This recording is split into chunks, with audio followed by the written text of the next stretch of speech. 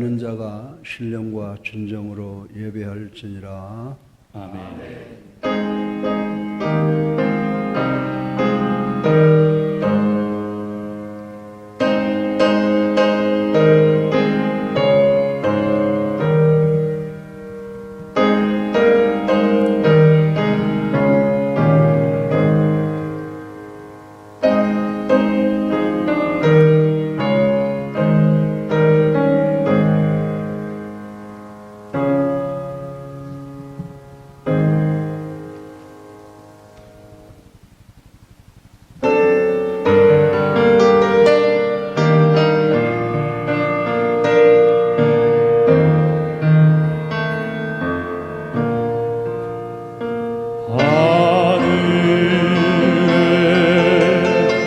계신 아버지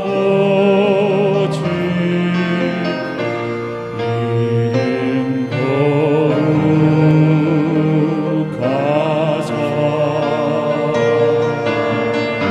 주님 나라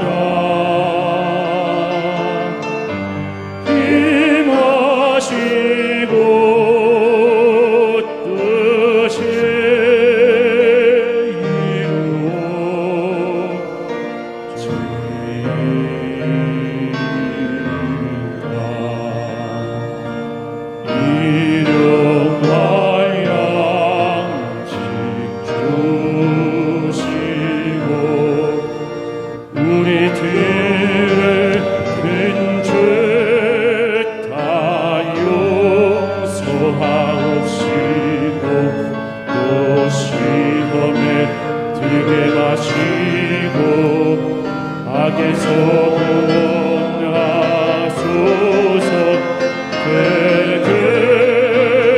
주의 나라 주의 권세 주의 영광 영원히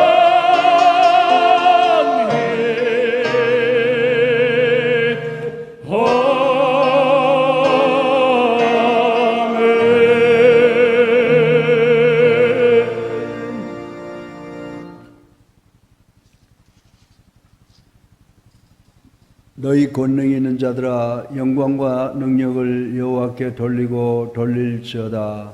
여호와께 그의 이름에 합당한 영광을 돌리며 거룩한 옷을 입고 여호와께 예배할지어다. 여호와의 소리가 물 위에 있도다. 영광의 하나님이 우레소리를 내시니 여호와는 많은 물 위에 계시도다. 여호와의 소리가 힘 있으며 여호와의 소리가 위엄차도다. 여호와의 소리가 백향목을 꺾으시며 여호와께서 레바논 백향목을 꺾어 부시도다. 그 나무를 송아지 같게 뛰게 하시며 레바논과 시련으로 들 송아지 같이 뛰게 하시도다. 여호와의 소리가 화염을 기르시도다. 여호와의 소리가 광야를 진동하시며 여호와께서 가데스 광야를 진동시키시도다. 여호와의 소리가 암사슴을 낙태하게 하시고 살림을 말갛게 벗기시니 그의 성전에서 그의 모든 것들이 말하기를 영광이라 하도다. 여호와께서 홍수 때 좌정하셨으며 여호와께서 영원하도록 왕으로 좌정하시도다. 여호와께서 자기 백성에게 힘을 주시며 여호와께서 자기 백성에게 평강의 복을 주시리로다. 아멘.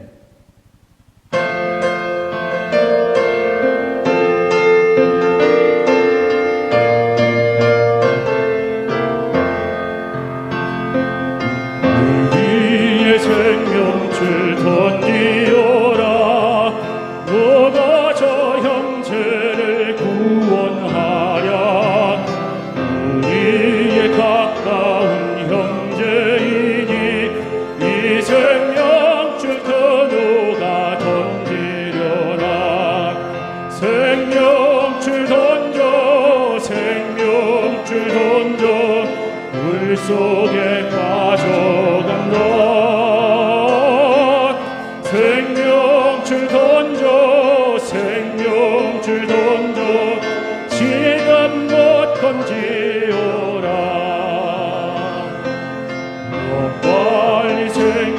생명줄 던지오라. 형제여 너 어찌 지체하나. 보아라 저 형제 빠져간다.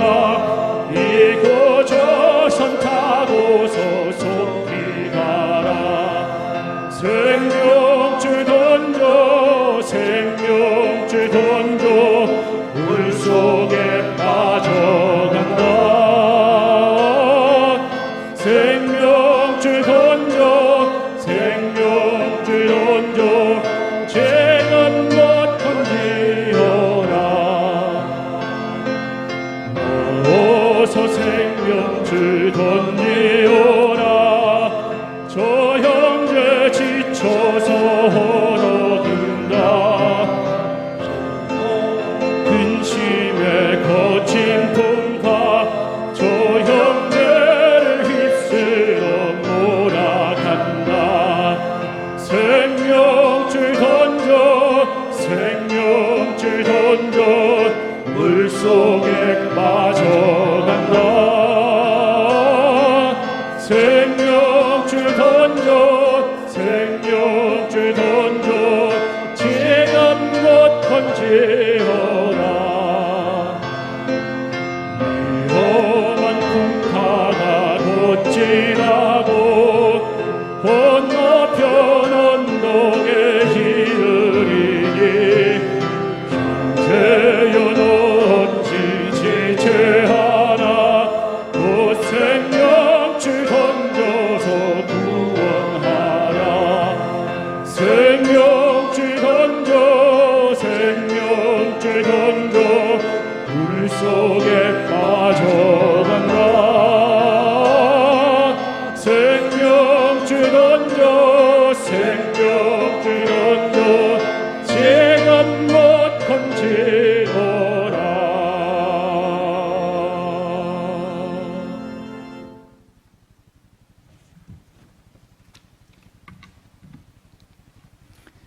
천지 만물을 창조하시고 인간을 구원하시기 위하여 독생자를 이 땅에 보내시어 십자가에 못 박혀 피 흘려 돌아가시기까지 사랑하신 하나님께 영광과 존귀와 찬송을 드립니다.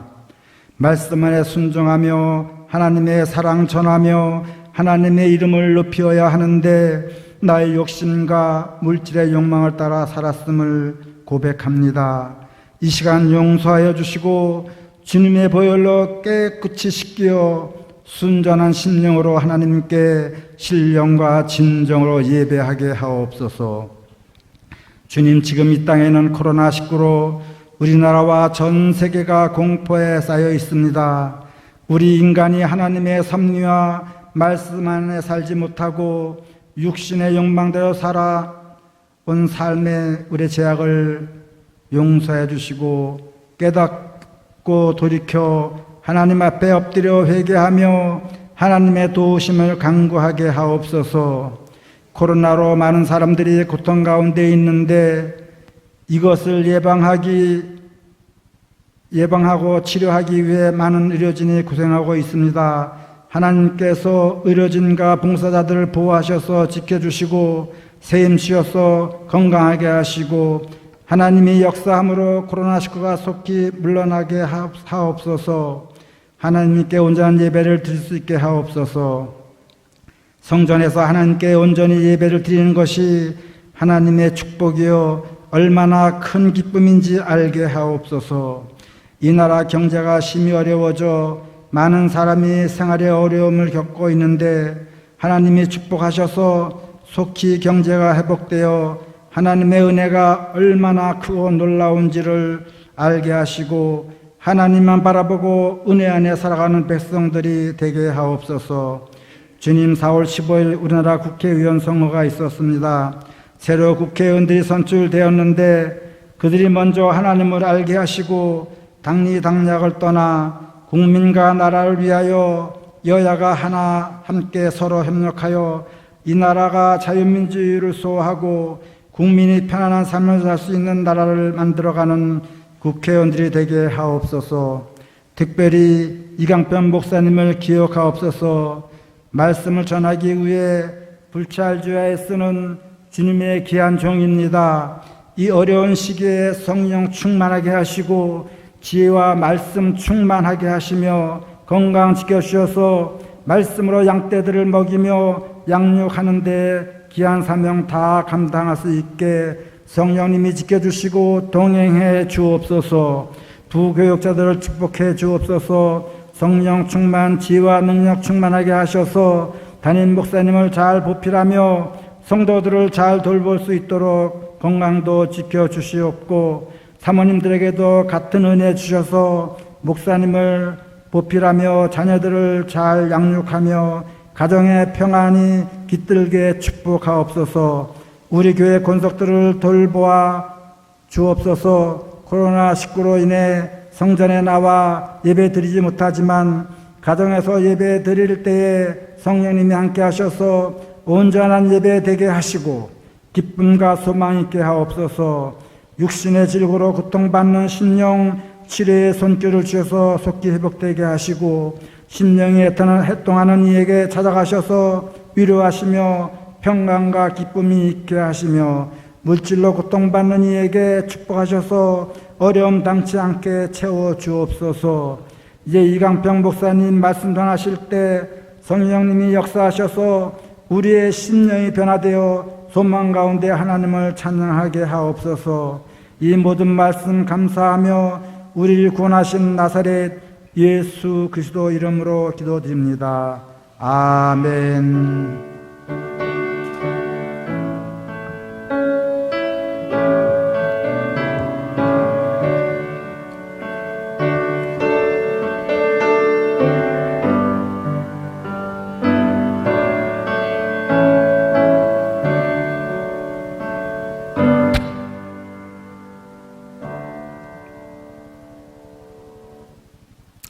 할렐루야.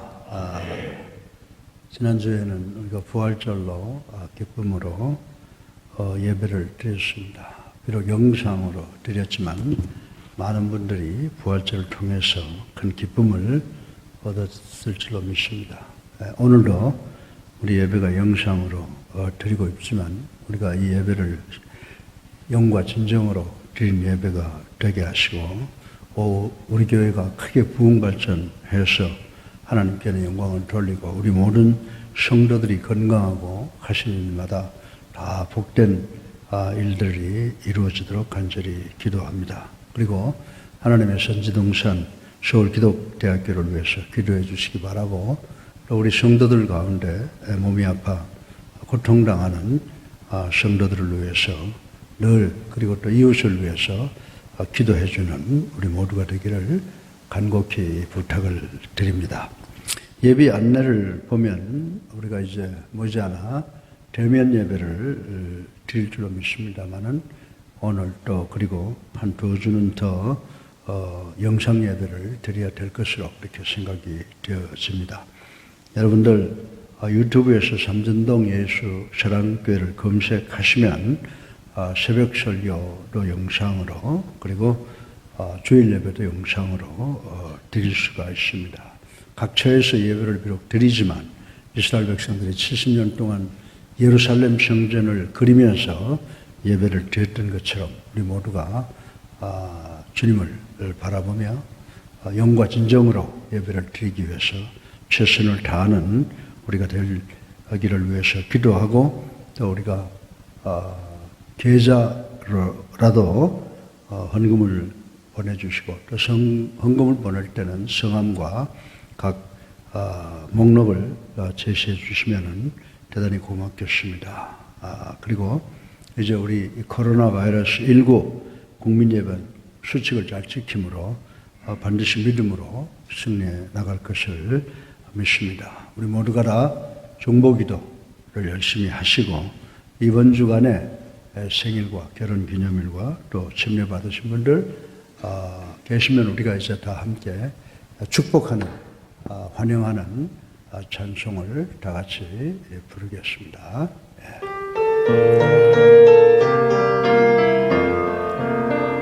주의 사랑으로 사랑합니다. 주의 사랑으로 사랑합니다.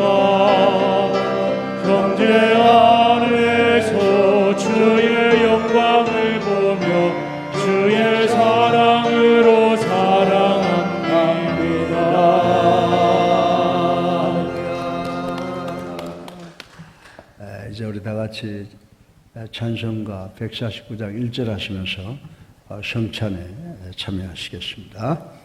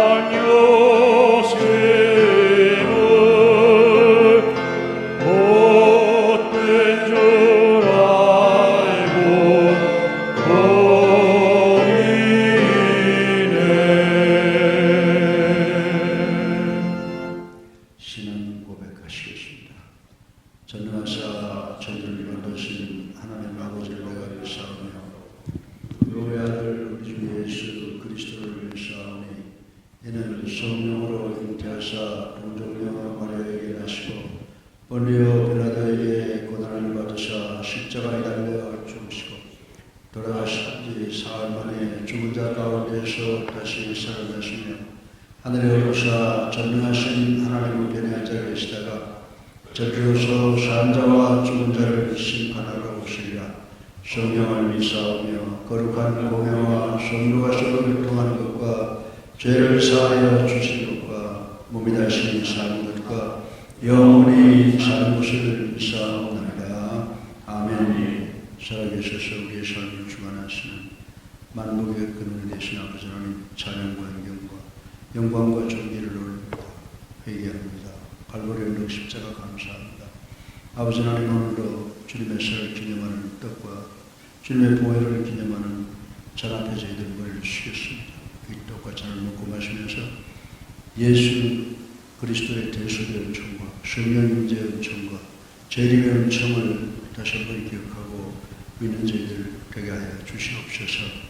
이제 이 떡과 잔을 들어 축사드리오니 이 떡과 잔을 거룩되게 구별시켜 주셔서 이 떡과 잔에 참여하는 모든 신령들로 하여금 그리스도와 함께 죽고 그리스도와 함께 부활하는 체험이 있게 하여 주시옵기를 예수 그리스도 이름으로 간절히 축사드리옵나이다. 아멘.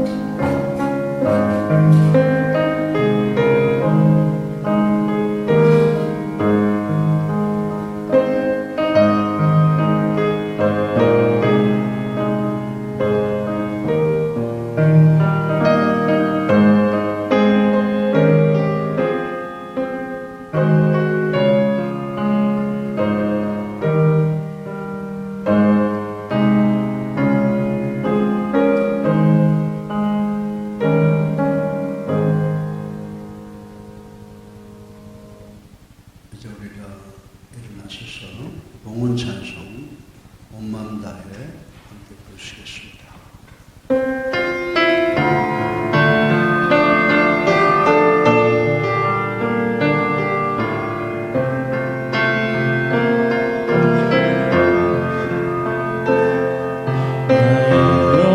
여하잖아도 애쓸 것 아시니 나 오직 주의 얼굴 구하게 하소서. 나 이해할 수 없을 때라도 감사하며 날마다 순종하며 주 나를 오리라.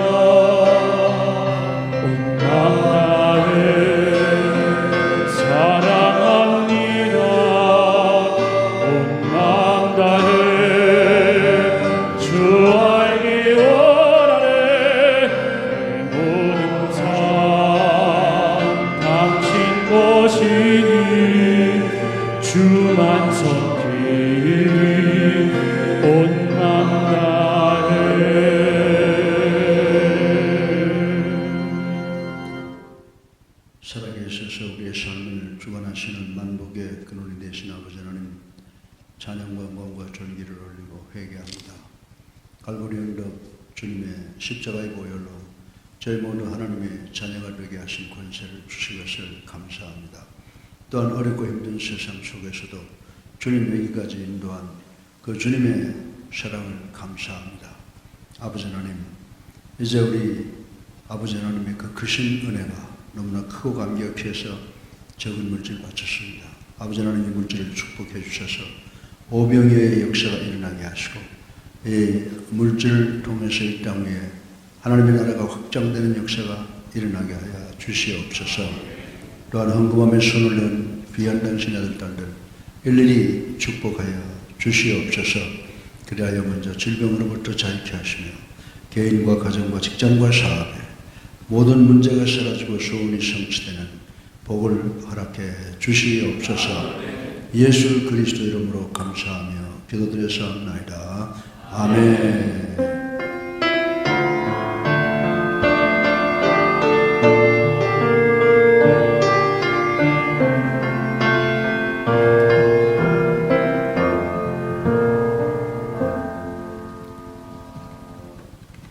하나님의 말씀은 신약성경 베드로전서 3장 13절에서 21절까지입니다. 그 중에 15절, 16절을 다 함께 한 목소리로 합독하겠습니다. 시작. 너희 마음에 그리스도를 주로 삼아 거룩하게 하고 너희 속에 있는 소망에 관한 이유를 묻는 자에게는 대답할 것을 항상 준비하되 온유와 두려움으로 하고 선한 양심을 가지라.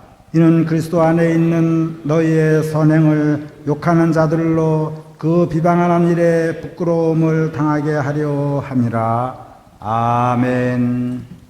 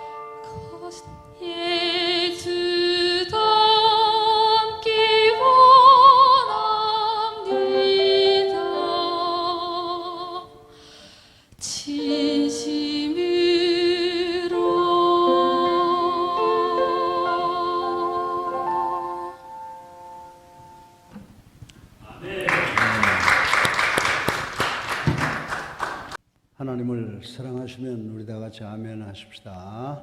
네. 어떤 사람이 이상한 새 친구를 만나는데 이 친구들 모두는 중요한 것이 결여된 친구였습니다. 첫 번째 친구는 두뇌가 필요한 들판의 허수아비와 같은 사람이었습니다. 두 번째는 따뜻한 마음이 필요한 냉랭한 철학자를 만났고, 또한 셋째로 생김새는 사자 같으나 실제로는 용기가 필요한 사람을 만났답니다. 재미있는 것은 우리 성도들 가운데도 우리의 믿음을 증언하는 일에 있어서 이 세 사람과 똑같은 이유로 실패하는 사람들이 있답니다. 앞서 말한 허수아비처럼 자기는 머리가 없어 성경 말씀과 전도 방법을 잘 알지 못하므로 증언하는 일에 실패할 것을 생각을 해서 전도를 못한답니다. 그리고 철학자들처럼 뜨거운 가슴이 없어서 잃어버린 생명에 대하여 관심이 없어서 복음을 증언하지 못한다는 것입니다. 또한 용기 없는 사자와 같은 사람은 전도하다가 거부당할 것을 두려워서 못한답니다. 그러나 사도 베드로는 때를 얻든지 못 얻든지 전도하는데 최선을 다했고, 우리 모두에게 예수 그리스도에 관해서 이웃들에게 증언하라고 명령을 했습니다.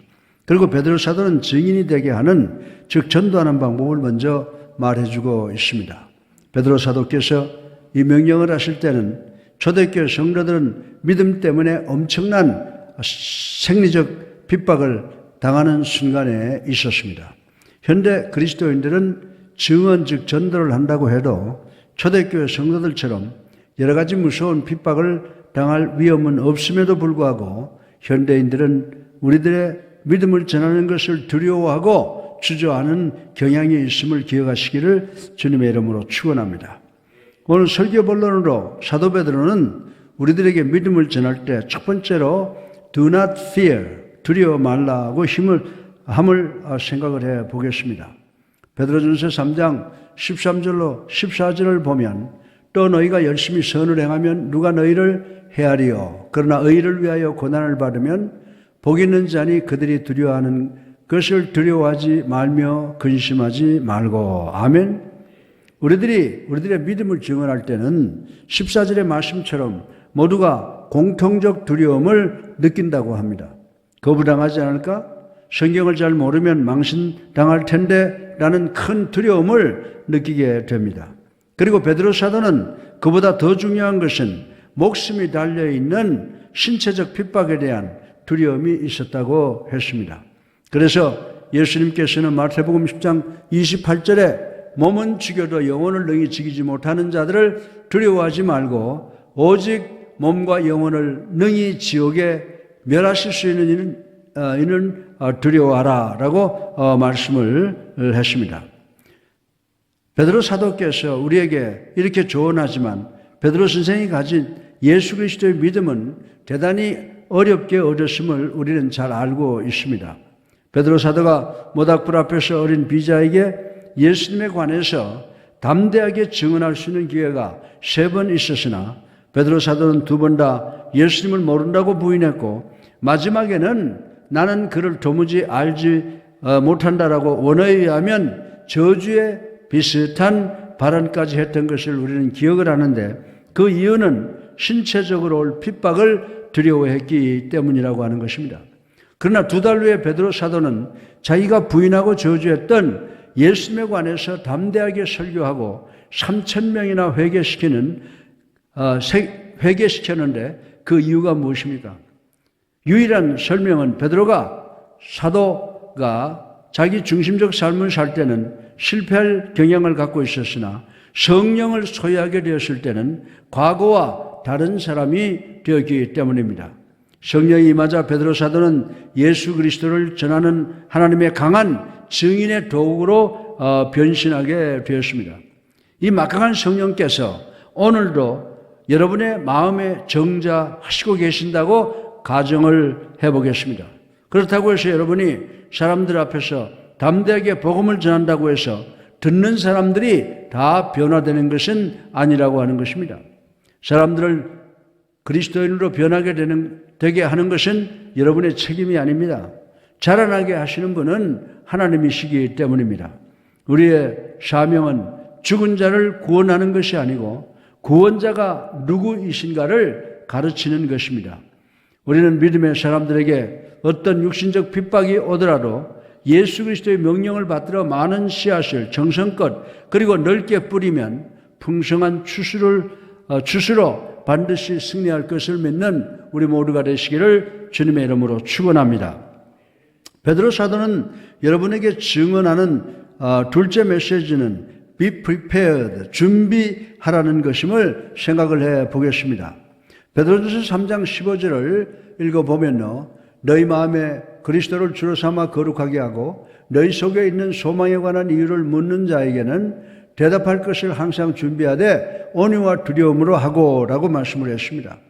세상 사람들은 교회의 외형을 보고 자기는 그리스도인이라고 하면서 혹은 그리스도인들의 지도자라고 하면서 위선적인 사람에 대하여 비난할 수가 있습니다. 또 어떤 사람은 영생을 거부하거나 영생을 믿는 사람을 비난할 수가 있습니다. 그러나 여러분의 개인적 체험이나 여러분의 간증은 비난하거나 거부할 수 없으므로 복음을 전하기 위해서 여러분의 체험과 간증에 대해서 깊이 이해를 하시길 바랍니다. 그리고 또 하나님의 말씀에 대해서 잘 알아야 합니다. 이 말씀에 의미는 여러분이 언제 어떤 질문이 들어오더라도 응답을 준비해야 된다는 것입니다. 그리고 자신을 방어할 준비를 하라는 말씀입니다. 그래서 저는 여러분에게 성경 공부를 열심히 하라고 권면하는 것입니다. 성경 공부가 없으면 여러분들은 교회를 세상적 기관과 같이 보게 되고 많은 우를 범하게 된다고 하고 있습니다. 따라서 우리 그리스도인들은 우리를 불러주신 거룩한 분 예수님을 그리스도로 살아계신 하나님의 아들로 모든 사람들 앞에서 온유함과 두려움으로 전해야 하고 교회 안에서는 덕을 끼치는 여러분들이 되시기를 주님의 이름으로 축원합니다. 셋째로 베드로 사도는 우리가 믿음을 증언할 때는 서로 respect and be respected, 존경하고 존경받는 것이라고 하심을 생각을 해 보겠습니다. 베드로전서 15장 하반절부터 16절까지를 보면은 대답할 것을 항상 준비하되 온유와 두려움으로 하고 선한 양심을 가지라. 이는 그리스도 안에 있는 너의 선행을 욕하는 자들로 그 비방하는 일에 부끄러움을 당하게 하려 함이라. 아멘. 근데 우리는 대단히 자주 이 중요한 방법을 망각을 하고 있습니다. 사도 베드로는 언제나 응답을 준비하라. 다시 말해서 언제나 방어를 예비하라고 하십니다. 이 말씀 중에서 gentleness, 즉 온유라는 단어의 의미는 humility, 겸손으로부터 오는 것을 의미하고 있습니다. 이 말씀은 여러분을 위한 말씀이 아니라 다른 사람들을 위한 말씀입니다. 다시 말해서 이 말씀은 어떤 일을 하든지 단정한 예의를 갖추어서 하라고 하시는 것입니다. 증언, 즉 선교라는 것, 전도라는 것은 여러분이 상대방과 토론하고 논쟁해서 이기라는 것이 아니고 믿음을 전하라는 것입니다.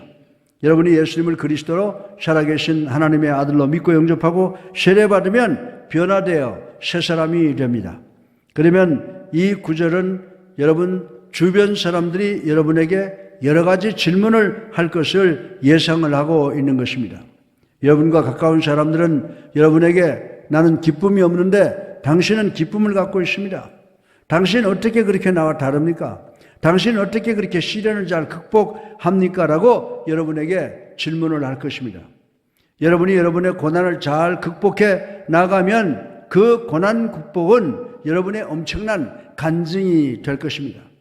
베드로전서 3장 17절에 보면 선을 행함으로 고난받는 것이 하나님의 뜻일진데 악을 행함으로 고난받는 것보다 나으니라고 말씀을 했습니다. 사랑하는 성도 여러분, 그리스도인들은 고난과 시련 속에서 소망을 갖는 것입니다. 무서운 삶의 폭풍 속에서도 평화를 소유하는 것입니다.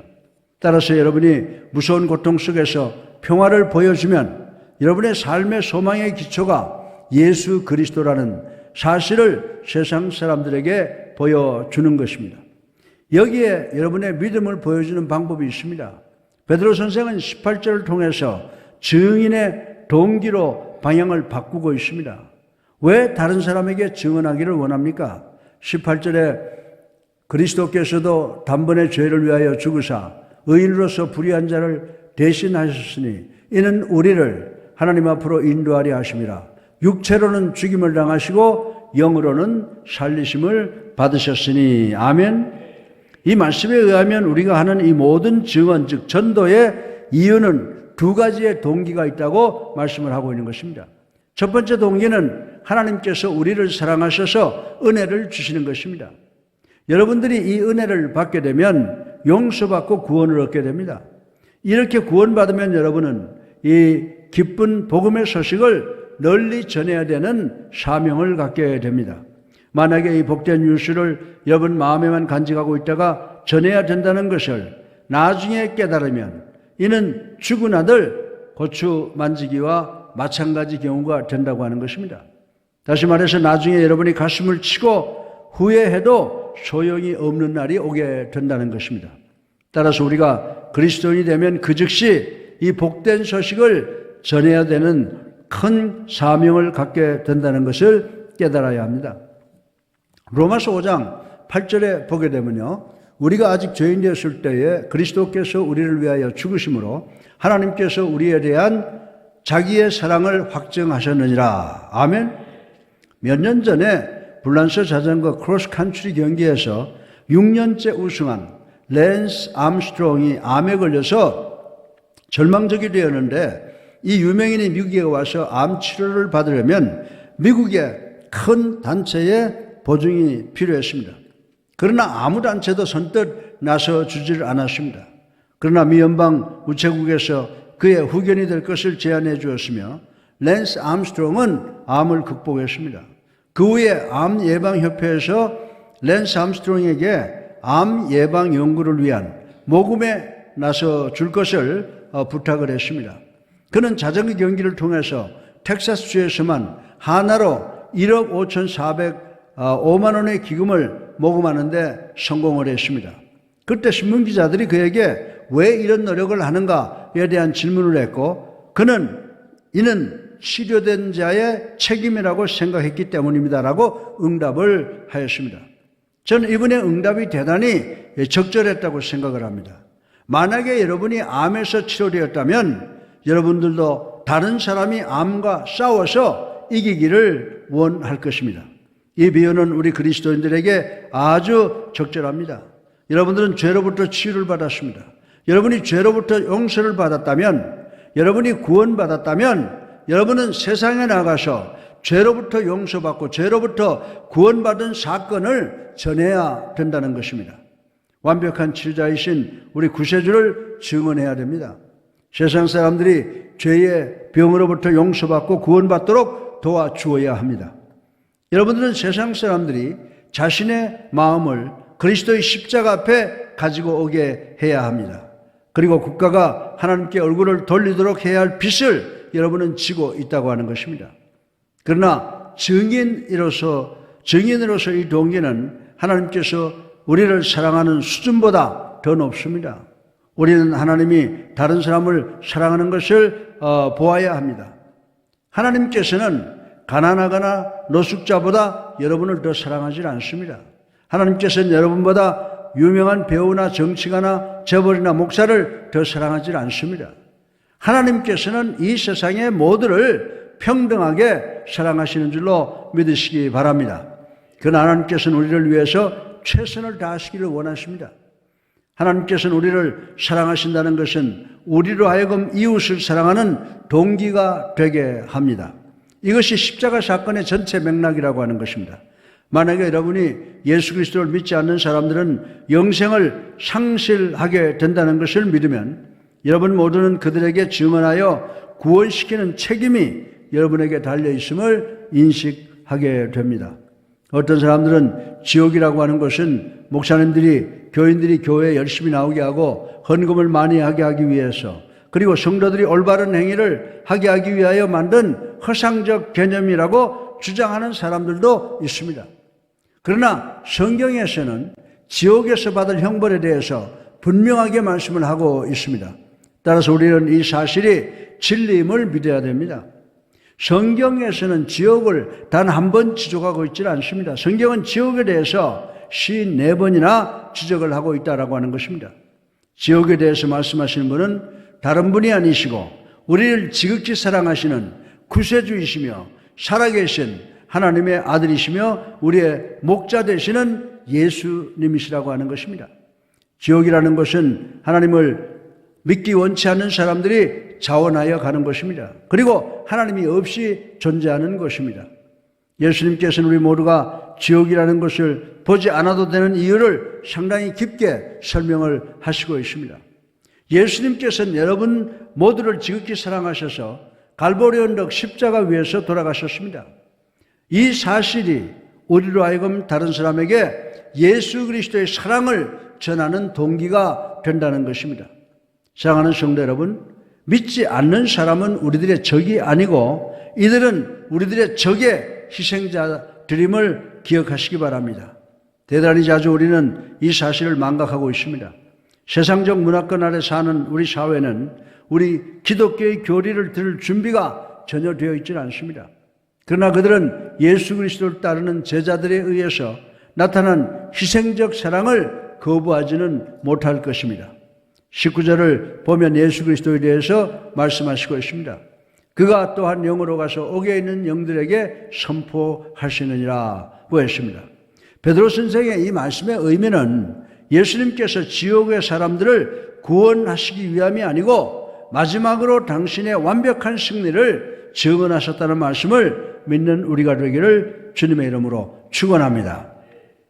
마지막으로 베드로 선생은 우리가 믿음을 증언할 때 The result of witness, 증언의 결과에 대해서 말씀하심을 생각을 해 보겠습니다.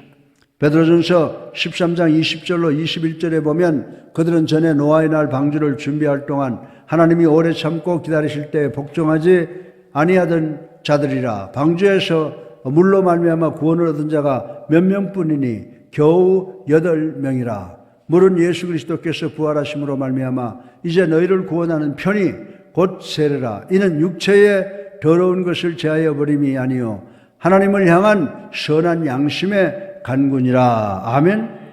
어떤 사람이 예수를 믿고 주님께 나오면 세 가지의 결과가 나타나게 되는데 이는 우리가 예수 믿는 세 가지의 동기가 된다고 성경은 우리들에게 가르쳐주고 있습니다. 첫 번째로 죄로부터 구원받는 것입니다. 베드로 사도는 구약의 말씀을 비유로 말씀하시고 계시는 것을 볼 수가 있습니다. 이 말씀은 신약 성경에서의 세례의 개념을 나타내주고 있습니다. 제 친구 중에 목사 안수를 받고 처음 세례식을 거행하면서 벌벌벌 떠는 것을 보았습니다. 세례의 완성을 선포하면서 나는 아무개 성도의 신앙 고백에 의하여 성부와 성자와 성령의 이름으로 세례하노라 라고 선포해야 되는데, 중요한 것은 다 빼먹고 더듬더듬거리다가 나는 세례하노라 라고 하면서 끝을 맺혔습니다. 근데 요즘에 보면요, 세례식뿐만이 아니라 결혼식 주례도 아주 1등으로 잘하는 것을 보게 됩니다. 베드로 사도는 세례가 너희를 구원한다. 그러나 물이 구원하는 것이 아니라 선한 양심이다. 이 양심의 의미는 하나님과 함께 보는 것이라는 의미가 있다라고 하는 것입니다. 세례는 여러분의 믿음과 하나님의 은혜의 권능이 서로 만나는 기적적 연합이라고 하는 것입니다. 믿음의 결단과 은혜의 권능이 없이는 세례는 죄인이 비눗물에 빠지는 것에 불과하다라고 하는 것을 우리는 알아야 된다라고 하는 것입니다. 그러나 여러분이 겸손한 마음으로 세례를 받게 되면 여러분이 예수님을 여러분의 구주로 살아계신 하나님의 아들로 믿고 영접한 분이 명령한 것에 순종하는 것이 된다는 말씀이 되는 것입니다. 어느 시골 처녀가 무당일이어서 친구를 만나러 서울에 왔는데, 이 친구는 아무것도 모르고 주일날 무당 친구에게 교회를 가겠느냐라고 물었는데 뜻밖의 그녀가 가겠다고 했습니다. 그런데 이 처녀 무당이 설교 시간에 성령의 감동을 받아 예배의 마지막 초대 시간에 예수님을 영접하겠다고 앞으로 나와 목사님은 아무것도 모르고 이 여자에게 세례를 주고 새신자 교육을 준비를 했답니다. 그런데 시골에 있는 이 처녀 무당의 남자친구인 박수 무당이 이 소식을 듣고 자기 여자친구가 세례받은 교회에 와서 목사님에게 그녀는 내 여자요, 그녀는 칠성신의 여자요, 따라서 당신은 그녀를 가질 수가 없어 라고 소리쳤습니다. 그 순간 목사님은 대단히 두려웠다고 했습니다. 이 남자친구 박수무당은 목사, 당신은 내 여자친구에게 세례 주었어? 안 주었지요? 라고 소리를 질렀습니다. 그 순간 이 목사님은 정신을 차리고 지난 주일 예배 시간에 내가 세례 주었어 라고 하니 그 박수무당의 얼굴은 흑색깔이 되어서 완전히 절망의 목소리로 그러면 끝났군요 라고 하면서 이제 나는 어떻게 할 수가 없다 라고 하고 다음 버스로 시골로 돌아가 버리고 말았다고 하는 이야기가 있습니다.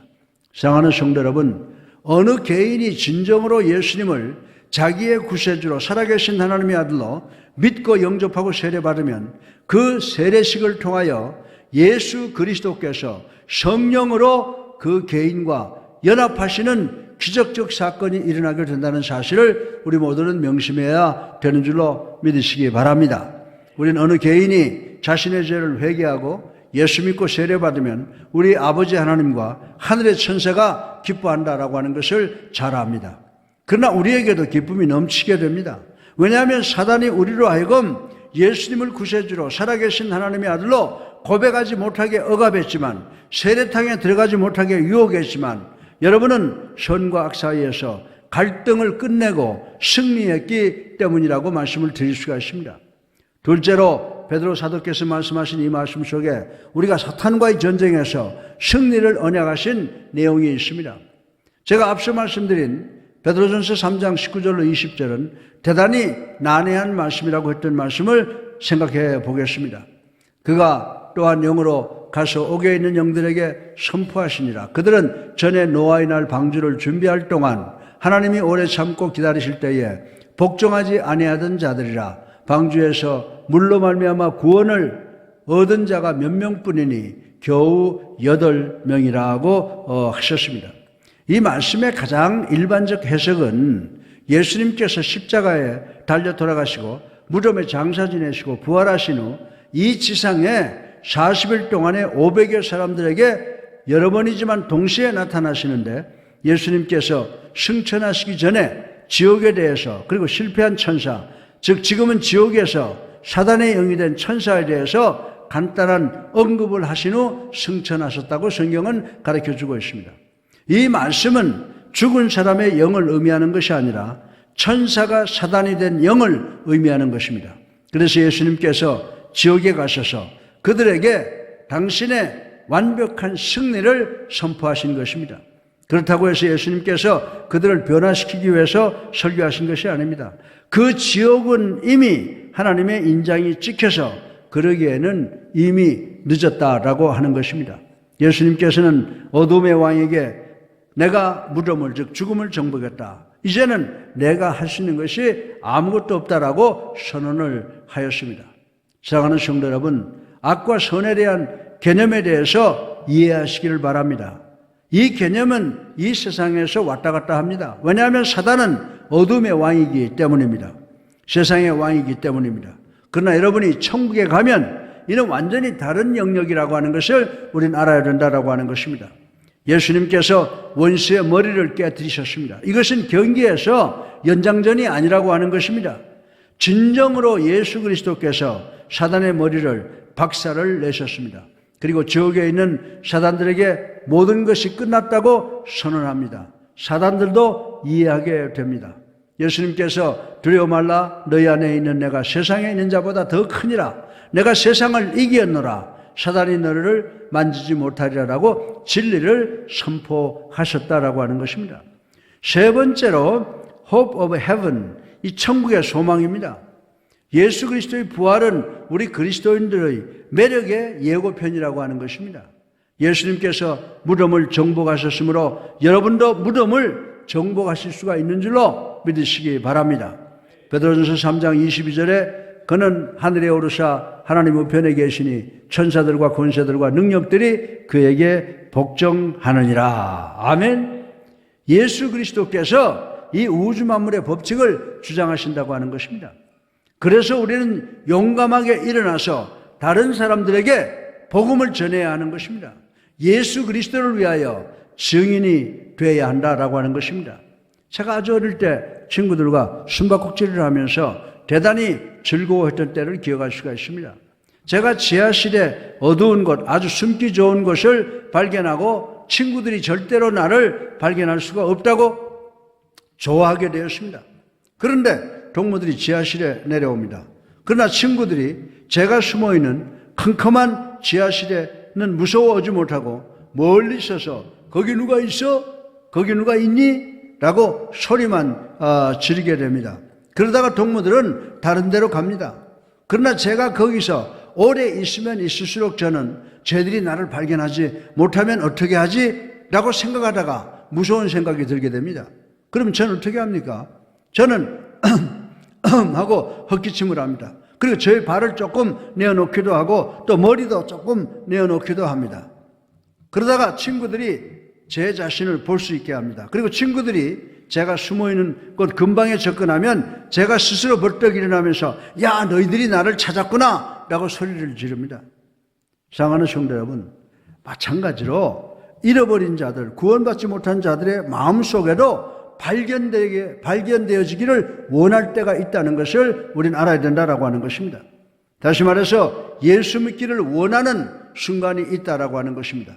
따라서 우리 그리스도인들도 선한 양심을 소유하고 때를 얻든지 못 얻든지 증인이 되어 하나님을 찾고 그리고 하나님을 전해야 하는 이유가 있음을 명심하시는 우리 모두가 되기를 주님의 이름으로 축원합니다. 오늘 설교의 결론으로 저는 미국 프레드 타이어라는 41세의 전직 미식축구 선수의 간증을 말씀드리고 이 설교를 마치겠습니다. 여러분이 이 예화를 듣고 나면 여러분들이 왜 증인이 되어야 하는가에 대한 이유를 깨닫게 될 것입니다. 프레드 선수의 아버지 짐 타이어 선수는 미식축구 대제전인 슈퍼볼에 두 차례나 참여했고 7년 연속으로 최우수 선수로 선발이 되었습니다. 그러나 1970년부터 프레드의 아버지는 직업선수로서 실패를 거듭하면서 가정에 먹구름을 가지고 오기 시작을 했고 1980년에 프로 축구팀으로부터 은퇴하게 되고 가사가 기울게 되어 가정불화가 시작이 되었습니다.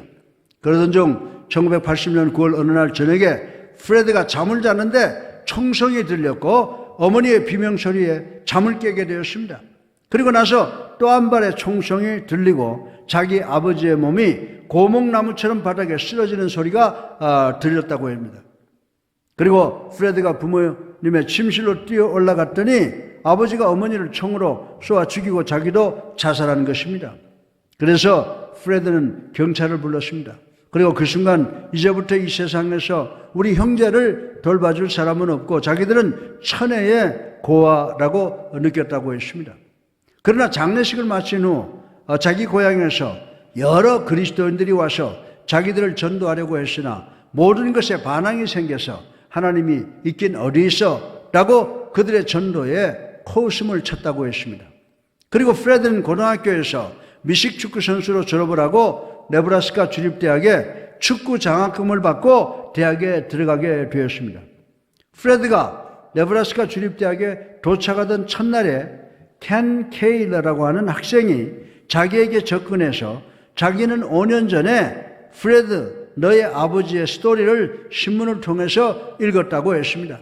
그리고 프레드에게 내가 친구가 되어주겠다라고 하고 예수님을 전해주어서 이 프레드는 네브라스카 대학에 있는 동안에 켄 케일러를 가르쳐서 전도사라고 불렀다고 하는 것입니다. 그리고 그가 자기에게 전도할 때마다 요 핑계 저 핑계를 대고 빠져나갔다고 합니다.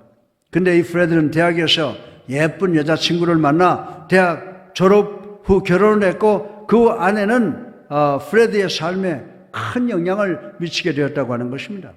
이 부부는 어린아이들을 가졌고 행복한 가정을 만들고 어린아이들을 훌륭하게 만들기 위해서는 신앙을 넣어주는 것이 필요하다고 생각해서 아이들을 데리고 이 교회 저 교회를 방문을 했다고 하는 것입니다. 그러나 한 번도 같은 교회를 다시 가는 본 적이 없었다고 했습니다. 그러던 중 프레드의 가족은 직장 따라서 미국의 켄터키주로 이사오게 되었는데 이곳에 이사온 것은 하나님의 섭리였다고 고백을 했습니다. 이 부부가 그곳에 이사를 왔는데 그곳 사람들과 친구가 되게 되었습니다. 그런데 만나는 사람마다 사우스 이스트 그리스도의 교회의 교인이라고 소개를 하더라는 것입니다. 이 친구들이 프레드 부부를 교회에 초청을 했습니다. 이들은 대단히 예의 있게 거절을 했습니다. 그러던 어느 날 이 부부가 이웃의 초청을 받아서 식사를 하는 시간을 가졌는데 그들은 식사 전에 기도를 했다고 하는 것입니다. 그 순간 이 프레드 부부는 그들의 기도하는 모습이 이 부부에게 대단한 영향을 미치게 되었습니다. 그런데 이웃 중에 한 사람이 이 프레드 부부를 다시 교회에 초청을 했습니다. 프레드가 아내를 쳐다보니까 자기 아내가 가자고 눈짓을 했습니다. 그래서 이 부부는 처음으로 사우스 이스트 그리스도의 교회에 오게 되었습니다.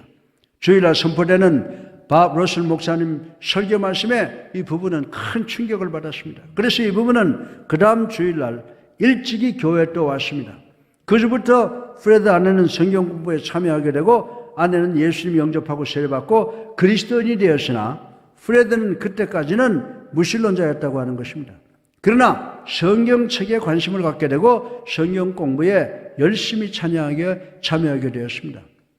프레드가 어느 날 토요일 조찬 성경 공부에 참여하다가 프레드는 자기는 아름답고 지혜로운 아내를 만났고 건강하고 똑똑한 자녀를 갖고 그리고 직장에서도 승승장구하고 좋은 차, 좋은 집, 건강 등등을 소유하고 있음을 깨닫게 되었다고 하는 것입니다. 더 나아가서 프레드는 다른 그리스도인들과 자신의 삶을 비교하는 순간 주변 그리스도인들은 자기가 갖지 못한 그 무엇을 소유하고 있는 것을 깨닫게 되었다고 했습니다. 그리고 프레드는 1년 정도 교회에 참석을 했습니다. 그런데 어느 날 밥 러셀 목사님의 설교 말씀에 그리스도인이 되기 위해서는 완전해질 필요가 없다라는 말씀이 자기에게 와서 큰 충격과 감동이 되었다고 하는 것입니다. 그 순간 이 프레드는 나는 완전할 수가 없다. 그러나 예수님께 의지하자라고 하는 결단이 생겨나게 되었습니다. 예수님께서 나 같은 죄인을 위해서 십자가 위에서 돌아가셨다. 내가 예수님을 나의 구주로 살아계신 하나님의 아들로 영접함으로 내 마음이 언제나 부담이 되고 상처가 되어 있는 내 부모님의 자살 사건을 십자가 밑에 파묻어 버리자라고 결단하게 되었고 그날 그는 세례를 받았다고 하는 것입니다. 그런데 얼마 후에 이 프레드의 모교인 네브라스카 대학에서 미식 축구 선수 동문회가 열렸습니다. 그때 프레드는 졸업 후 처음으로 동창회에 참석을 하게 되는데 그 모임에 850명의 전직 축구 선수들이 참석을 했습니다. 그때 프레드가 대학 다닐 때 자기가 전도사라고 불렀던 켄 케일러라는 친구를 만났다고 하는 것입니다. 그 순간 이 켄 케일러의 눈에 눈물이 흠뻑 고였으며, 야, 프레드, 내가 그리스도인이 되었다는 말이 사실이냐라고 물었다고 했습니다. 그래서 프레드도 그 순간 눈물을 흘리면서 그 켄 케일러의 목을 껴안고, 그래, 나는 예수님을 믿고 하나님의 자녀가 되었어 라고 고백을 했다고 하는 것입니다. 그때 이 두 사람은 850명의 축구 동창생 속에서 부끄러움도 모르고 서로 껴안고 감격의 눈물을 흘렸다고 했습니다. 근데 켄 케일러는 처음 프레드를 만나는 순간부터 이 프레드가 예수님을 영접하고 그리스도인이 되게 해달라고 하루도 빠지지 않고 17년간을 기도했다고 했습니다. 하나님께서 켄 케일러가 프레드 자기 자신을 전도하기 위한 간절한 기도에 응답하셨다라고 말씀을 했습니다. 그래서 프레드도 그래, 네 기도에 하나님께서 응답하셨다라고 동의를 했다고 하는 것입니다. 그래서 프레드는 자기가 이렇게 그리스도인이 되었습니다 라고 간증을 했습니다. 그리고 요즘 프레드는 매일 하나님께서 나의 인도자가 되시는 삶을 살기 위해서 노력한다고 간증을 했습니다. 저는 나를 위해서 기도해 준 켄 케일러와 같은 친구들, 내 삶에 영향을 미친 또 다른 친구들을 생각하게 되었습니다. 나는 하나님께서 나를 발견하기 위해서 켄 케일러와 같은 친구를 사용했음을 믿습니다. 그래서 저는 하나님께서 내 주변에 믿지 않은 사람들을 위해서 나를 어떻게 사용하실까를 생각하면 기쁨이 넘치고, 나도 주님의 종이 되어서 복음을 전하기 원합니다 라고 하는 이 프레드가 이 간증을 하고 마쳤다라고 하는 것입니다. 사랑하는 성도 여러분, 오늘 여러분도 프레드의 친구 켄 케일러와 같은 분인지 모르겠습니다. 여러분이 어떤 사람을 전도하기 위해서 오래 기도하셨는데 결과가 없는지 모르겠습니다. 그들이 여러분의 기도를 받아들이지 않는 것 같은지 모르겠습니다. 그러나 포기하지 마시고 계속 기도하시기 바랍니다. 어쩌면 여러분은 프레드 타이어와 같은 사람인지 모르겠습니다. 여러분은 여러 가지 갈등 속에서 고민하고 있는지 모르겠습니다. 예수 그리스도를 믿기로 결단하시기 바랍니다. 프레드는 자신의 생애에서 예수 믿기로 결단한 것이, 그 결단이 최고로 탁월한 결단이었다고 간증을 했습니다. 여러분이 예수 믿기를 결단하면 그 결단은 여러분에게 있어서 탁월한 결단이 될 줄로 믿습니다. 여러분 모두가 가슴에 태신자를 품고 그들이 예수 믿고 변화되도록 끝까지 기도하셔야 된다는 것입니다. 그러면 여러분이 아니라 하나님께서 그 사람을 변화시킬 것입니다. 그리고 여러분 중에 아직도 예수님을 믿지 못했으면은 지금 이 시간 예수님을 믿으시기를 주님의 이름으로 축원합니다. 이 선택은 탁월한 선택일 것입니다. 이 자리에 계신 모든 성도 여러분이 증인에 대한 사명과 이유가 있음을 명심하시는 여러분 되시기를 주님의 이름으로 축원합니다. 살아계셔서 우리의 삶을 주관하시는 만복의 근원이 되신 아버지 하나님, 찬양과 영광과 존귀를 올립니다. 아버지 하나님, 우리가 이 땅에서 살아가면서 예수 그리스도를 나의 구주로 살아계신 하나님의 아들로 믿고 영접하고 하나님을 아버지로 믿고 살아가는 그 결단이 우리 모두에게 있어지게 하여 주시옵소서. 아버지 하나님, 또한 우리 사랑하는 성도들, 참으로 하나님이 우리에게 주신 이 선교의 사명을, 증인으로서의 사명을 마음속에 품고 기도하고 전도하는 저희들 되게 하여 주시옵소서. 아버지, 전도는 우리가 하는 것이 아니고 또 우리가 키우는 것이 아니고, 우리가 말씀을 던지면 하나님께서 믿게 하시고 하나님께서 키우신다고 하는 것을 깨닫게 도와주셔서 우리는 그저 말씀의 씨앗을 넓고 깊게 열심히 뿌린 우리가 되게 하여 주셔서 많은 사람들이 그리스도 앞으로 돌아오게 하는 우리 증인들이 될 수 있도록 하나님 축복하여 주시옵소서. 자의 많으신 아버지 하나님, 우리 국가 민족을 사랑하셔서 참으로 여러 가지로 어려움 속에서도 구원의 빛을 주신 것을 또 감사드립니다. 아버지 하나님, 이 코로나19가 이제 하루속히 사라지게 하여 주시옵시고, 그 이후에 오는 경제 쓰나미도 하나님께서 해결해 주셔서 대한민국이 참으로 전 세계를 향해서 동방의 이스라엘처럼 교훈적인 민족이 될 수 있도록 하나님 축복하여 주시옵소서. 우리 교회가 이제 하루속히 영상 예배를 마치고 대면 예배로서 예배를 통하여 하나님께 영광과 찬송과 존귀를 올리는 예배를 드릴 수 있도록 하나님 축복하여 주시옵소서. 아버지 하나님, 우리 교회를 축복해 주셔서 우리 가정을 지켜주시고 우리 가정의 자녀들을 아름답게 성장하게 하시고 학업에서 성공하며 그리고 직장에서 머리가 되고 아버지 또한 사업하시는 분들을 축복해 주셔서 하나님께 영광이요 우리 모두에게 큰 기쁨을 주는 아버지 우리 시도민들 될 수 있도록 하나님 축복하여 주시옵소서. 또한 아버지 하나님, 우리 교회 병든 자들이 있습니다. 아버지 하나님, 저들을 축복해 주셔서 아버지 창조주의 손으로 저들을 재창조하셔서 이렇게 세워주셔서 하나님께 영광이 되고 우리 모두에게는 큰 기쁨이 되는 역사가 일어나게 하여 주시옵소서.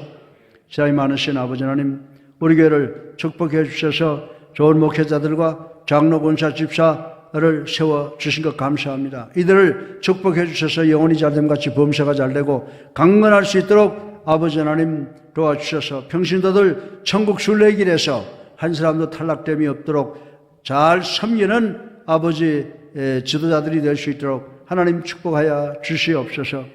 우리 교회 하나님께서 교육기관, 선교기관 그리고 구역과 찬양대, 찬양팀, 앙상블을 주셨습니다. 또 많은 교육 프로그램을 주시고 선교사들도 세상 끝까지 파견할 수 있도록 도와주신 것 감사합니다. 이제 이 모든 노력을 통해서 구원이 완성될 수 있도록 도와 주시옵시고 아버지 예수 그리스도의 재림을 앞당길 수 있는 역사가 일어날 수 있도록 하나님 축복하여 주시옵소서. 아버지 서울기독대학을 축복해 주셔서 이제 하나님의 영광을 위해서 하나님의 종들을 만들어내는 선지동산이 되게 하여 주시옵소서. 아버지 하나님, 우리 교회 성도들 어디에서 무엇을 하든지 아버지 하나님, 하나님께 기도하는 것이 다 이루어지게 하여 주시옵시고 아버지 코로나19를 피해갈 수 있도록 도와주셔서 이제 건강한 몸으로 성전에 모여서 하나님을 찬양하고 하나님을 경외하고 하나님의 도를 지키는 우리 성도들 될 수 있도록 하나님 축복하여 주시옵소서. 반드시 승리의 주님 우리에게 찾아오셔서 우리에게 기쁨과 소망과 평안을 주실 줄로 믿습니다. 또 새로운 한 주간 승리하는 우리가 될 수 있도록 우리를 도와주셔서 우리가 나가는 길이 시온의 대로가 열리는 축복이 있게 하여 주시옵소서. 예수 그리스도 이름으로 감사하며 기도드려사옵나이다. 아멘. 할렐루야. 예, 우리 어디에 계시든지 서로들 인사하십시다. 사랑합니다. 예, 이번 주간에도 주님의 도우심으로 반드시 승리하시는 여러분 되시기를 주님의 이름으로 축원합니다. 이제 우리 여러분 일어나시든지 앉아 계시든지 초대 찬송 부르고 축도로 오늘 영상 예배를 모두 마치겠습니다.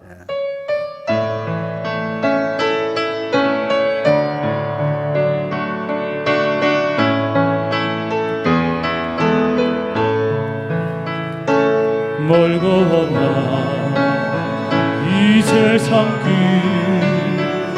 소망 없는 나 그대에게 방황하고 헤매이며 정처 없이 살아왔네. 의지할 것 없는 이 몸 위로받고 설거파서 세상에 살아가던 모든 것을 다 잃었네. 무거운 짐 등에 지고 쉴 곳 없어 애처롭고 죄안 지고 넘어져도 위로할 자 내겐 없었네. 세상에서 버림받고 귀한 세월 방황하던 아버지를 만났을 때 죄인임을 깨달았네.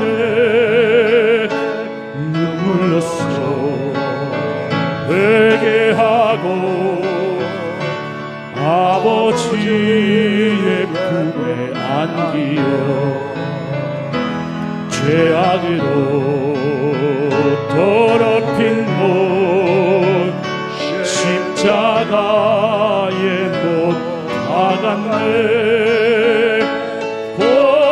구원함을 얻은 기쁨 세상에서 제일 이룬 영광의 길 허락하신 내 주 예수 찬양하네.